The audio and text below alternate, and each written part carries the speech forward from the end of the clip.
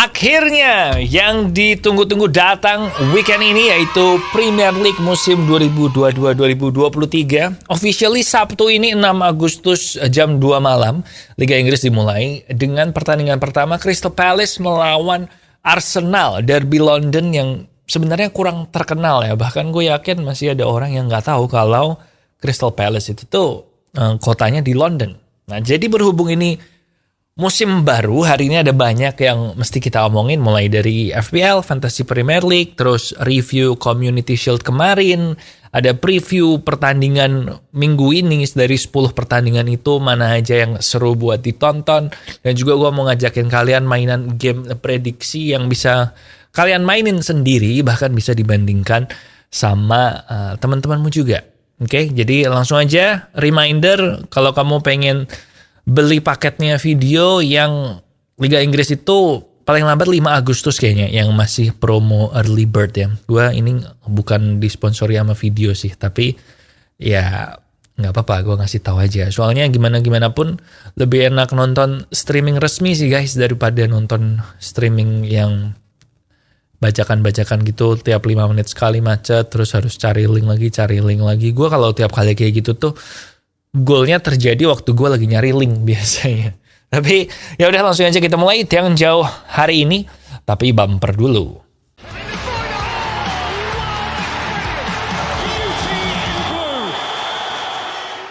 Ya, welcome back di podcast Bola Untuk Semua Tiang Jauh. I'm your host Popo Kusen, bukan pandit yang akan mempersiapkan Anda dalam mengarungi musim baru English Premier League.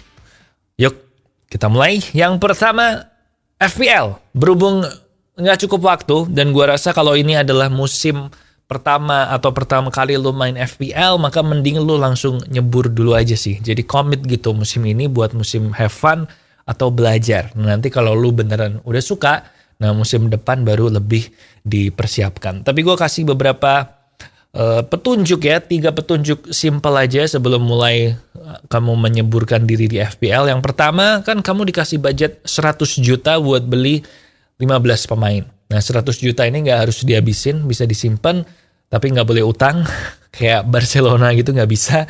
Dan tiap tim cuma boleh punya maksimal 3 pemain dari satu tim yang sama. Contoh, dari 15 pemainmu, kamu cuma boleh punya 3 pemain Liverpool atau 3 pemain Nottingham Forest, kalau ternyata kamu fans beratnya Nottingham Forest. Nah, yang kedua, dari 15 pemain ini, tiap minggunya kamu akan memainkan 11 orang. Jadi yang 4 itu lo masukin ke bangku cadangan. Oh iya, 15 pemain itu kipernya 2 ya.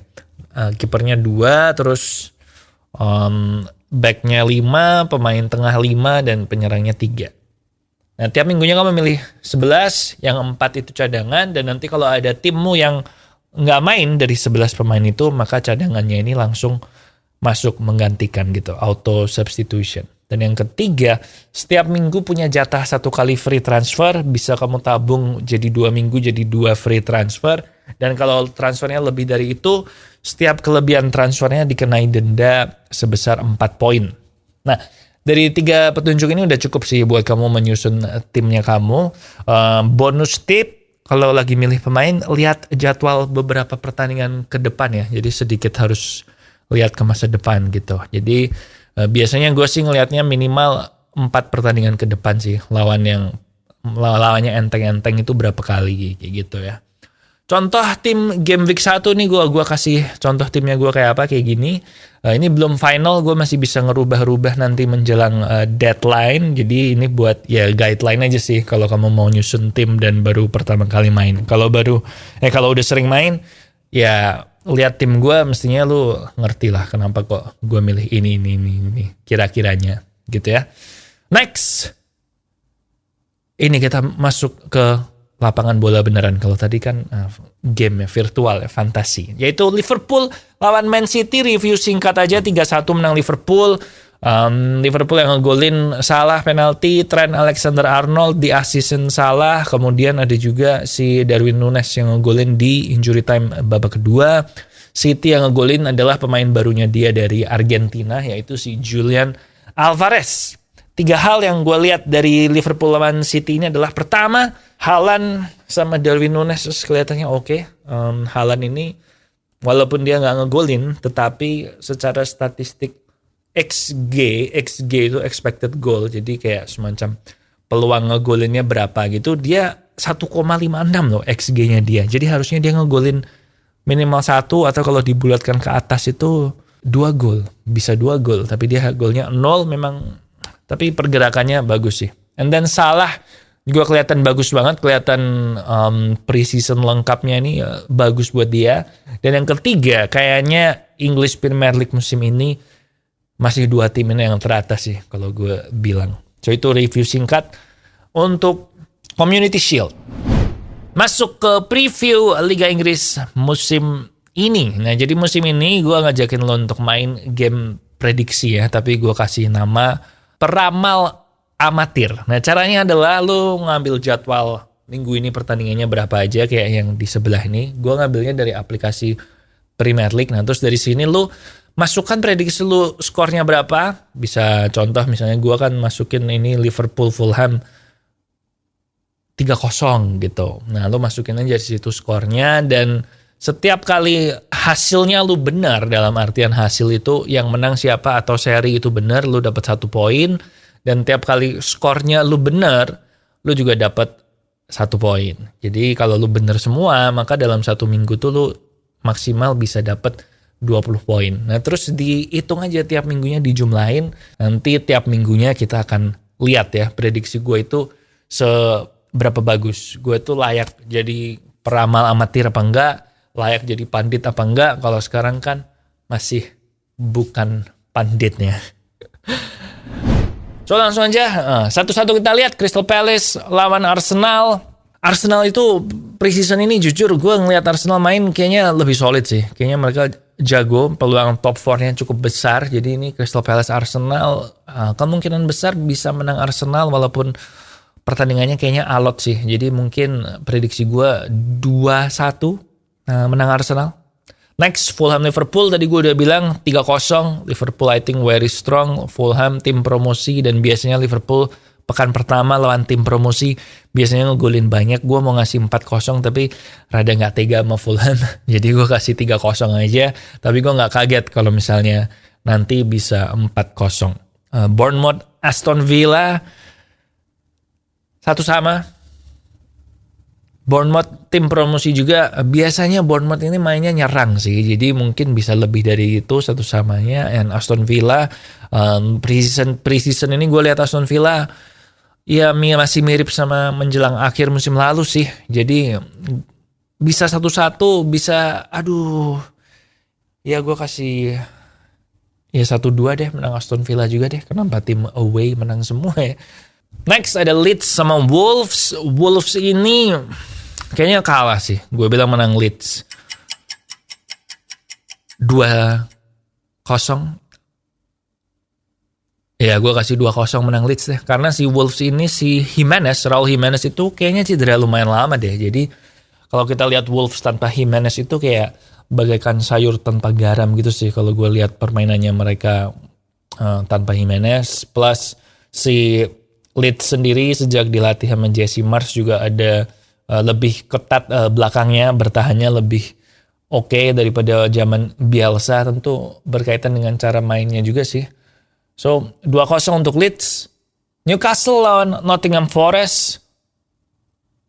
Musim lalu sejak dipegang oleh Eddie Howe, sejak ganti pelatih si Newcastle dan sejak dibeli sama Saudi Arabia, itu Newcastle ini di liga itu di klasemen sejak ganti pelatih mereka ada di peringkat ketiga di bawahnya Liverpool sama City. Jadi gue bilang ini should be easy, 2-0 buat Nottingham Forest.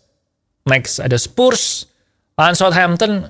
Gue bilang Spurs menarik untuk dilihat. Musim lalu akhir-akhir walaupun Spurs menang terus and Harry Kane sama Son Heung-min juga mainnya jago, tapi kalau lu nonton pertandingannya Spurs, mereka tuh sebenarnya lumayan shaky man, belakangnya kayak rada bolong-bolong, mainnya tuh sebenarnya nggak gitu bagus walaupun bisa ngegolin segala macam ya. Jadi tapi Southampton jelek sih, jadi gue bilang nih menang Spurs tapi 2-1 Spurs. Everton Chelsea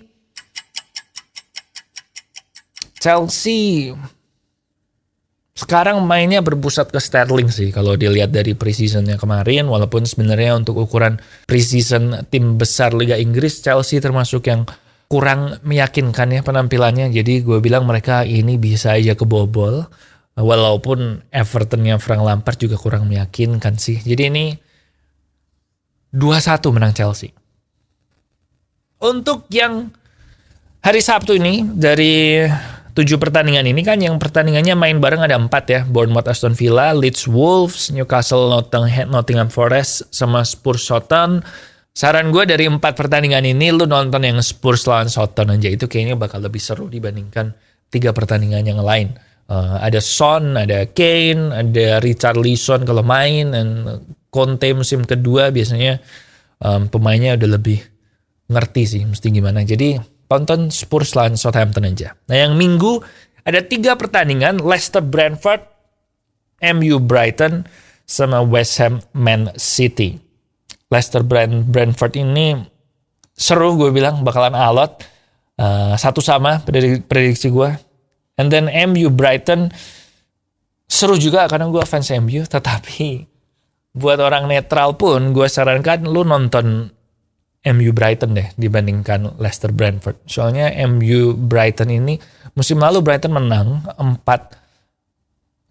atau 4-0 ya kalau nggak salah. Dan ini minggu lalu gue juga bilang MU perubahan apa yang dilakukan oleh Erik ten Hag. Jadi menurut gue walaupun lu netral, saran gue nonton MU Brighton ini sih buat ngelihat perubahannya ten Hag itu gimana. Preseason boleh kelihatan, tapi ini pertandingan beneran apakah bisa berjalan sesuai ini.